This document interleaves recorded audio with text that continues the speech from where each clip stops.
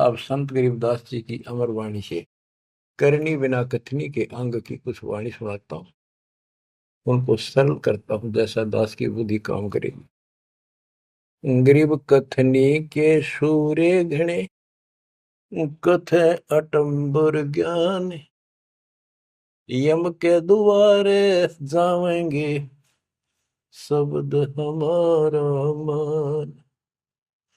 गरीब कथनी के सूर्य घने, घर में कहते ज्ञान, बाहर जवाब आवे नहीं नींद करे मैदान। ओए होए। गरीब कथनी के सूर्य घने, करनी किरका नाही, मुझे अंदेशा बहुत है, ये अब दो कित को जाही। क्या कहते हैं?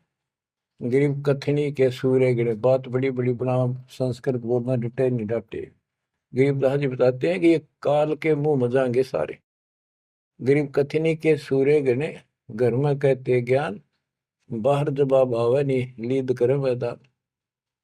जैसे विवेकानंद महर्षि अपने घर में अपने चेलियां के ऊपर तो कति प्रभु पाक रहा था और विद्वान सिद्ध हो रहा था।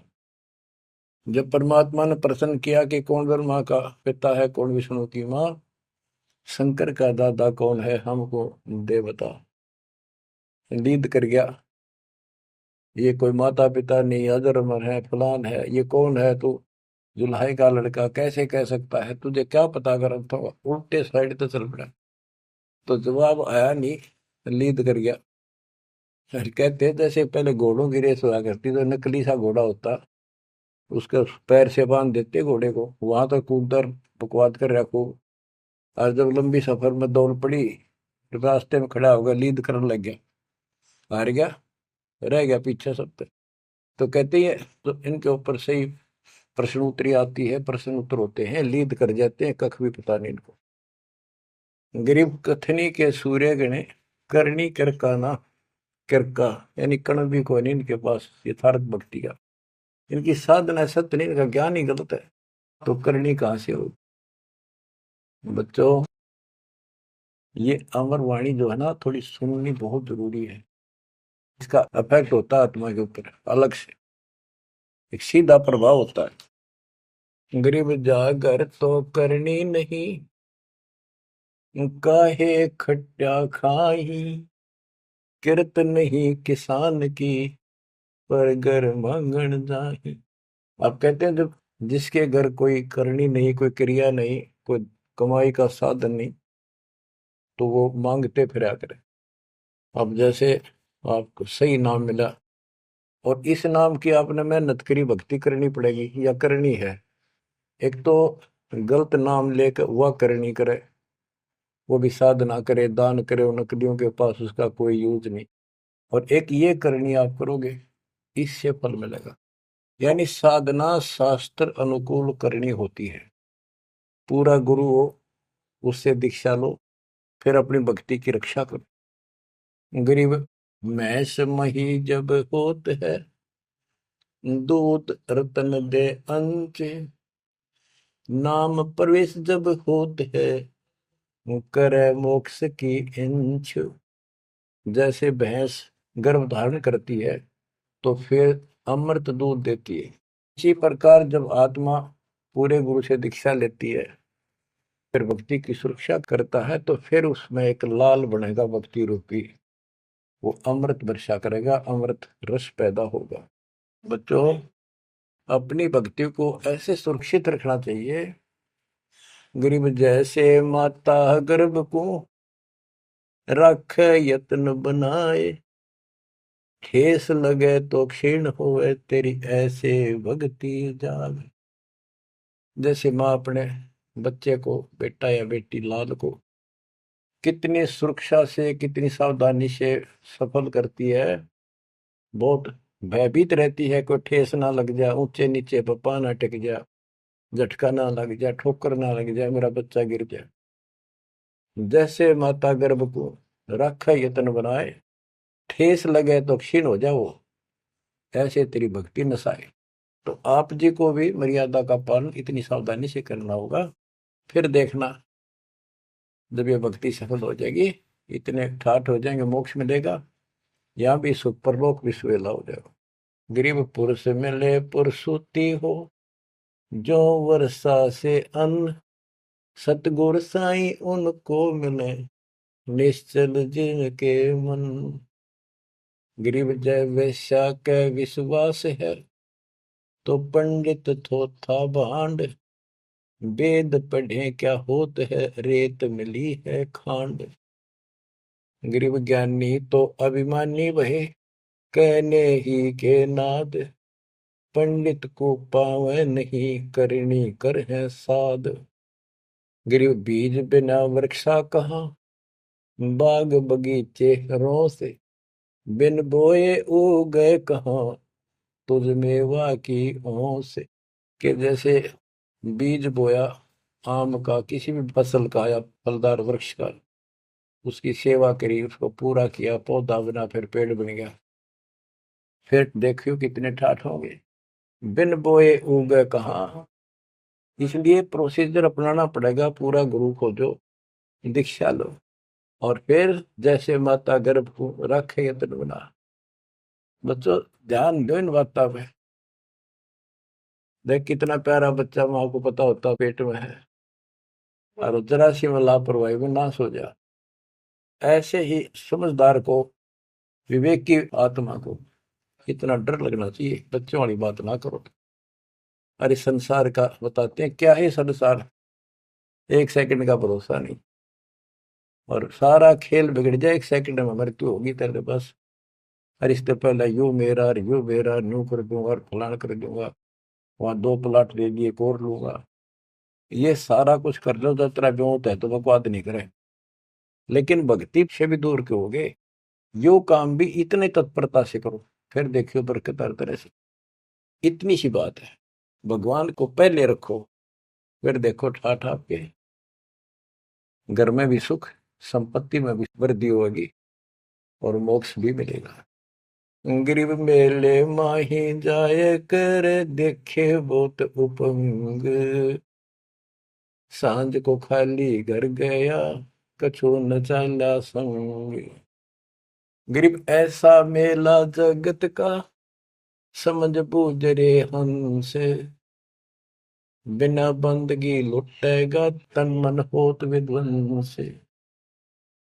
कि जैसे मेले में जाते हैं, कितना कोई रीछ नचा रहा है, कोई डुगडुगी बजा रहा है, कोई पपैया बजा हुआ है, कोई कुश्ती हो रही है, कितने कोई गाना गा रहा है।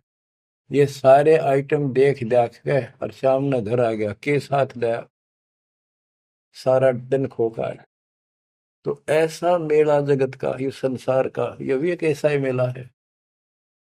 समझ बूझ ले हंस, बिना भक्ति लुटेगा, तेरा तन मन हो कभी नष्ट हो जाएगा, बर्बाद हो जाएगा, तेरा सर्वनाश हो जाएगा। नाम लेकर फिर करनी करो, करनी यानी भक्ति करो, सेवा समर्पण करो, या करनी है। गरीब बिन करनी क्या पाइये, बूझो विष्णु महेश, ब्रह्मा कुंबेदी रची, करनी ही उपदेश। गरीब शेष रसातल रटत है, सकल लोक सुभान, करनी ही से पाइये, इंद्रापुर स्थान। गरीब शेष रसातल रटत है, सकल लोक सुभान, करनी ही से पाइये, इंद्रापुर स्थान। गरीब अरब खरब लग जोड़ कर, कुछ नहीं दीना दान, सोम स्वर्ग नहीं जा सके, होत नीच के समान। के अरब खरब लग जोड़ के और दान नहीं करया, ऐसा सोम कंजूस स्वर्ग नहीं जा सकता, कुत्ता बनेगा। गरीब नौदा भक्ति न तास पे, 10 दास से नहीं हेत, खाली कीर्ति क्या करे, बीज न बोया खेत। बच्चों सुन दे के बोल अमरवाणी के, हाय हाय। देख परमात्मा कबीर जी के बेटे गरीबदास जी ने अजब गजब का ज्ञान कितना गूढ़ दे रखा और कितने ऊंची वाणी बोल रखी। यहाँ सब इस ब्रह्मांड में नौदा भक्ति मानते हैं। और रामायण के अंदर प्रकरण आता है, श्री रामचंद्र जी ने सबरी बिलनी को नौदा भक्ति बताई। नौदा भक्ति में ओम नाम का जाप, बाकी क्रिया भी बुराइयों से बच करो, इस तरह की बातें हैं। अब गरीबदास जी कहते हैं 9 दा छोड़ो, हम तो 10 दा की भक्ति करते। इनके पास 9 दा भक्ति भी शास्त्र अनुरूप नहीं है। गीता क्या कहती है? ये भूत पूजे, पितर पूजे और श्राद्ध निकाल रहे, तीर्था पर जाओ। और गीता में कितने लिखा है तीर्थ पर जाया करो? 9 में 25वें श्लोक में लिखा है, जो भूत पूजेंगे भूत बढ़ेंगे, पितर पूजेंगे पितर बढ़ेंगे, देवता पूजेंगे देवताओं के पास जाएंगे, मेरी पूजा करने वाला मुझे मिलेगा। तो ये 9 दा भी डंकी को नहीं, 9 दा भी हम कराओगे, क्योंकि हम पहली से लेकर पीएचडी तक की विधिवत नए सिरे से भक्ति कराओ, शास्त्र अनुरूप, शास्त्र के अनुकूल। तो ये कति एक नंबर की साधना, थोड़े से भक्ति में गजब के लाभ मिलेगा आपको, अजब गजब। गरीब 9 दा भक्ति न तास पे, 10 दा से नहीं हेत, खाली कीर्ति क्या करे बीज न बोया खेत। वैसे स्तुति करते रहो, वही मंगाते रहो एक दूसरे की, बड़ा अच्छा महात्मा है। अब बताओ बच्चों, ये संस्कृत बहुत बोला करते पहले, अब भी ऐसे ही है काफी। संस्कृत बोले जाते और एक इनका फीत लग रही थी ब्राह्मणों के पंडितों का कि काशी विद्यापीठ पटका रह गए। बस ये सुन कहते सारा गांव कुर्बान हो जाया करता, न सुनने जाया करते लोग, वे तगड़ा विद्वान आ रहा है। एक कोई रास्ते जा रहा था कोई सफर पे, उसको रास्ते में एक विद्वान के बारे में पता लगा, 2-3 गांवों से गुजरता हुआ आया, तो वो कहने लगे भाई कहाँ जा रहे? ऐसे ऐसे जाऊंगा आगे। तो रास्ते में एक बहुत बड़ा पंडित जी विद्वान काशी विद्यापीठ पटका रहा है, और वहां वो प्रवचन दे रहा है, सुन के जाइए, तो थोड़ी देर सुनिए। जो भी रास्ते में लाया कैया ने कह दिया, उसने सोची बैठ जा, थोड़ी देर रेस्ट भी हो जाएगा, और क्या करे भगवान की चर्चा सुननी चाहिए। उस यात्री ने, वो सत्संग जो हो रहा था, प्रवचन कर रहा था, उसने शुरुआत तय करी थी, वो पहुंच गया। आधा घंटा सत्संग सुनकर वो चल पड़ा। उस समय तक वो संस्कृत ही बोल रहा था, संस्कृत ही बोल रहा था, और उसको देखकर सब ताड़ी पीटते थे, भाई कमाल है, वाह वाह वाह वाह, भाई विद्वान न पड़ा है। तो वो आगे चल रहा था, रास्ते में अगले गांव के आसपास दूसरे उस गांव के व्यक्ति बोले, भाई कहाँ से आया है? जी ऐसे ऐसे वहां से आया हूं। अरे वहाँ एक बड़े विद्वान पंडित आ रहे हैं, अपने उनकी वो चर्चा सुननी चाहिए थी, उनकी सत्संग सुनना चाहिए था। वहाँ रास्ते में बोला जी सुन कर आया हूँ मैं। बोला अच्छा कैसा है भाई? हमने बता दी 2 बात, सुनकर हमारे को बता दी। उस महापुरुष ने क्या कुछ चर्चा की, क्या कुछ ज्ञान बताया? वो बोला भाई विद्वान एक नंबर का, कमाल है कति, बस तोड़ पाट दिया, ऐसा विद्वान ने कोई नहीं धरती में। कुछ बात बता दो, उसने बताई हो, हम भी सुन ले आपके मुंह, तो सत्संग तो भाई यहाँ कर ले, जब भी भाई बात है, हम तो जा नहीं सकते, बता दे 2 बात। ने बोला भाई ये नहीं पता के गया उसने, पर विद्वान का सूता, वो संस्कृत बोला था। वो तो खाक तनक समझ में तेरा ही नहीं, और सुनी सुनाई वह बड़ा विद्वान, वह कमाल है, पंडित के चाला है। इनकी ये बकवास चल रही थी अभी तक। अब इनकी सारी कति पालिश तारी दी दास ने। समझदार हो, पढ़े लिखे हो, वही पुस्तक, वही वेद, वही गीता, वही पुराण आपके समक्ष कर दिए, रूबरू कर दिए।